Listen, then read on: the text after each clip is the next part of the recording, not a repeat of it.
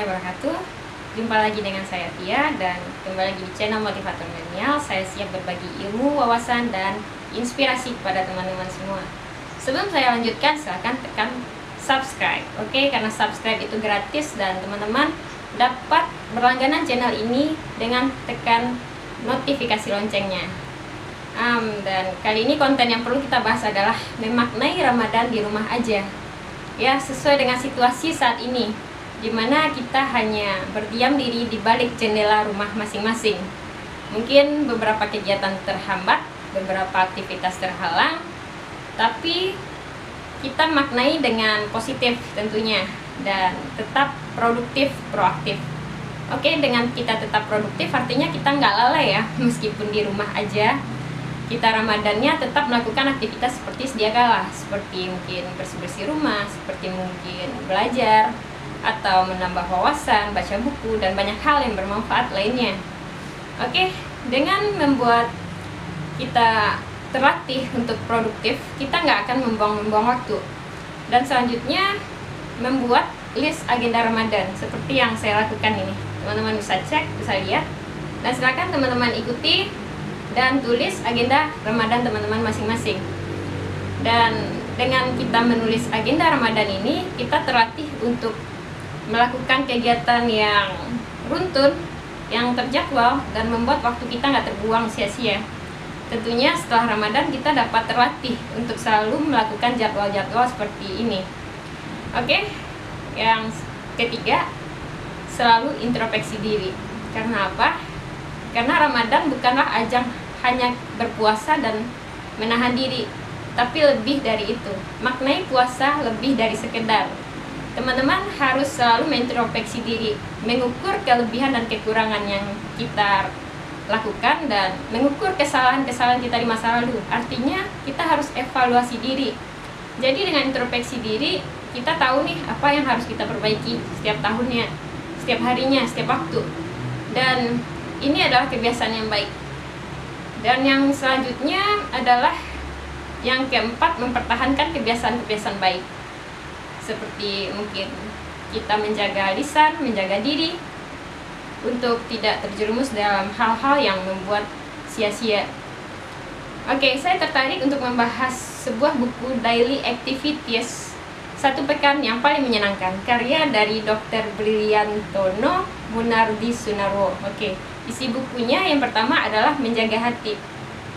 Oke, makna Ramadan itu nggak hanya sekedar ya, tapi bagaimana kita harus menahan atau menjaga di hati kita untuk tetap bersih. Bagaimana kita latihan untuk menjaga hati kita ikhlas, berserah diri, tawakal. Dan dengan menjaga hati, kita nggak akan terjerumus dengan hal-hal yang berbau dengki, iri, dan semua sifat-sifat yang buruk lainnya. Karena hati kita itu harus kita bersihkan setiap waktu. Layaknya sebuah ruangan, jangan biarkan berdebu walaupun hanya sedikit. Jadi jagalah hati selama bulan Ramadan. Kita harus selalu mawas diri. Dan selanjutnya yang kedua adalah bersyukur. Dengan merasakan berpuasa, menahan haus dan lapar, tentunya kita bersyukur atas segala yang telah Allah kasih ke kita. Dan kita menjadi lebih peka dengan orang-orang yang berkekurangan dari kita.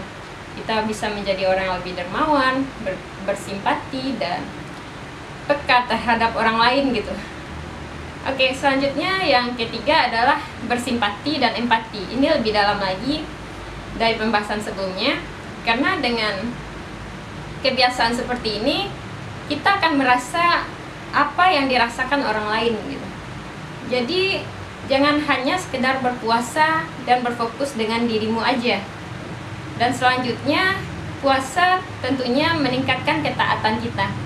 Dengan meningkatnya ketaatan kita, kita nggak akan membuang-buang waktu atau menunda-nunda waktu sholat misalnya. Dan kita akan menjadi orang yang taat dan patuh terhadap pencipta kita. Yang selanjutnya adalah kesehatan. Kenapa? Karena berpuasa, sistem pencernaan kita sedang memperbaiki sel-selnya gitu. Jadi akan membuat kita untuk tetap sehat. Karena kebanyakan penyakit itu bersumber dari perut. Oke, dan ini sangat penting nih untuk dibahas selanjutnya, memaknai puasa lebih dari sekedar, dan memaknai Ramadan di rumah aja. Dari Imam Al-Ghazali, ternyata saya dapat 3 kesimpulan. Yang pertama adalah puasanya orang awam. Puasa orang awam ini yang hanya dilakukan oleh orang kebanyakan, seperti menahan makan, haus, lapar, dan kebutuhan jasmani lainnya. Dan itu banyak dilakukan oleh orang Indonesia ya, puasa awam. Jadi sebaiknya kita lebih meningkat sedikit lah menuju yang lebih baik gitu, walaupun kita juga nggak baik-baik amat. Oke, yang kedua adalah puasa khusus. Puasa khusus ini yang di level menengah ya, puasa yang dilakukan oleh orang-orang mukmin, beriman, dan muslim, dan dimana ia nggak hanya sekedar menahan kebutuhan jasmani, tapi ia menahan diri dari sifat-sifat yang menuju maksiat kepada Allah, seperti menjaga pendengarannya, menjaga kakinya, menjaga tangannya, menjaga lisannya untuk tetap baik gitu, tidak tersesat atau terjerumus kepada hal-hal maksiat. Oke, puasa itu tidak hanya sekedar menahan diri, itu pasti. Dan selanjutnya ada yang namanya puasa al-khawas. Jadi menurut Imam Al-Ghazali, puasa yang ketiga ini adalah puasa yang tingkat level spiritualnya sangat tinggi. Karena apa? Puasa al-khawas ini dilakukan oleh kebanyakan para nabi dan orang-orang terdahulu yang tingkat spiritualitasnya sangat tinggi. Mungkin sangat jarang kita temui, tapi kita bisa belajar dan melatih diri kita agar bisa. Dan puasa al-khawas ini, ia tidak menginginkan apapun kecuali hanya Allah, dan tidak ada sedikit pun celah di hati dia untuk memikirkan hal yang berbau duniawi. Artinya puasa jenis ini adalah puasa yang sangat-sangat tinggi nilai pahala dan nilai kualitasnya di mata Allah. Ya, karena dengan puasa al-khawas ini akan banyak perubahan dalam diri kita sebagai manusia biasa. Dan tentunya saya ingin teman-teman melatih diri agar dapat berubah menjadi lebih baik dan memaknai puasa Ramadan di rumah aja kali ini lebih dari sekedar. Dan setelah Ramadan kita jadi terbiasa. Kita dapat terbiasa melakukan hal-hal yang bermutu dan bernilai. Oke, sekian sharing kali ini dengan saya, Via, dan terima kasih banyak teman-teman, semoga bermanfaat. Assalamualaikum warahmatullahi wabarakatuh.